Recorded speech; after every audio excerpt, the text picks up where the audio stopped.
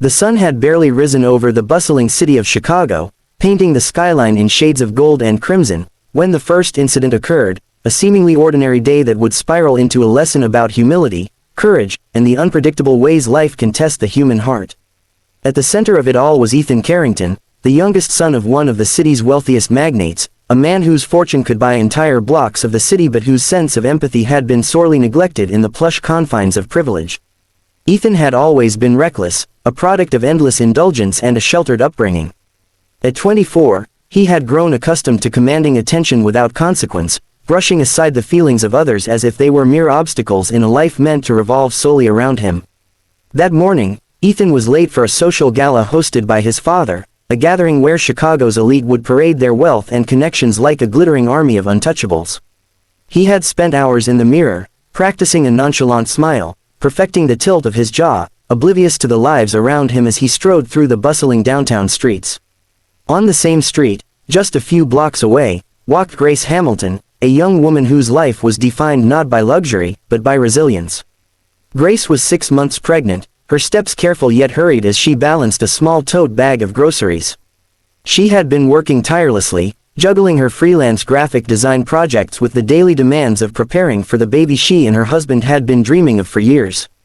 Her husband, Daniel, was a modest man, a dedicated teacher whose compassion for his students rivaled only his love for Grace.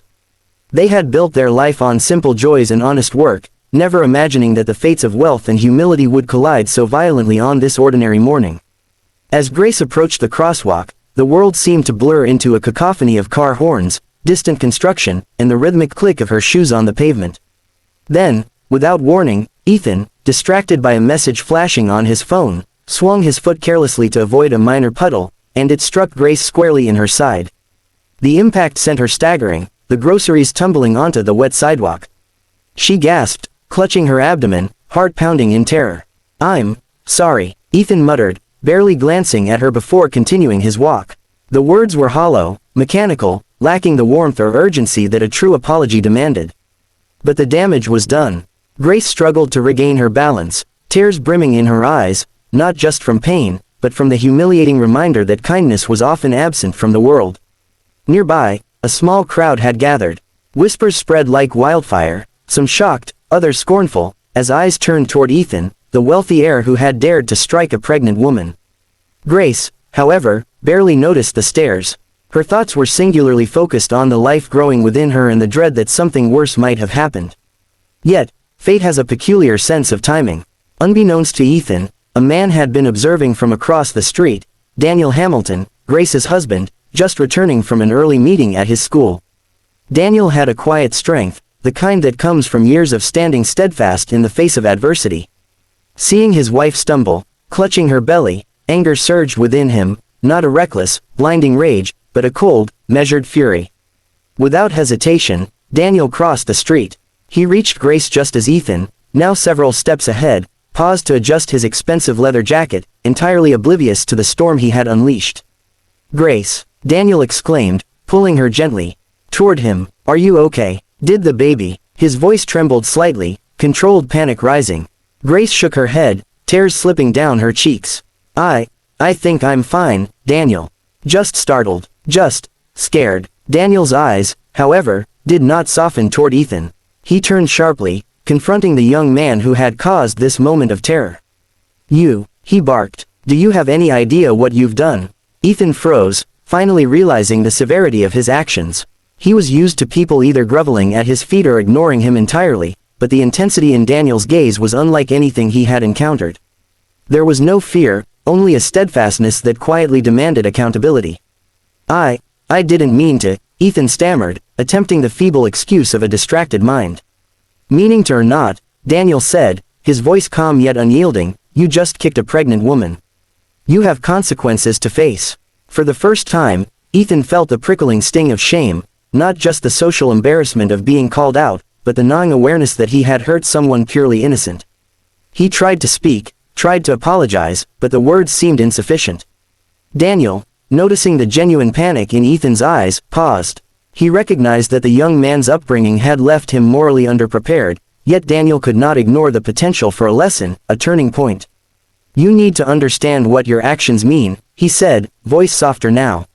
Not just to Grace, but to everyone around you. Life isn't about privilege, it's about responsibility. The words hung in the air, heavy yet clear. Ethan swallowed hard, his mind racing.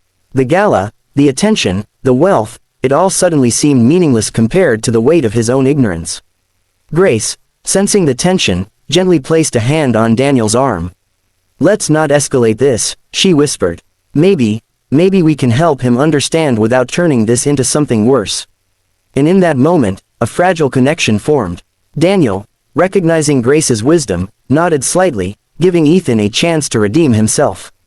I didn't realize, Ethan said, his voice barely audible, filled with a sincerity that surprised even him.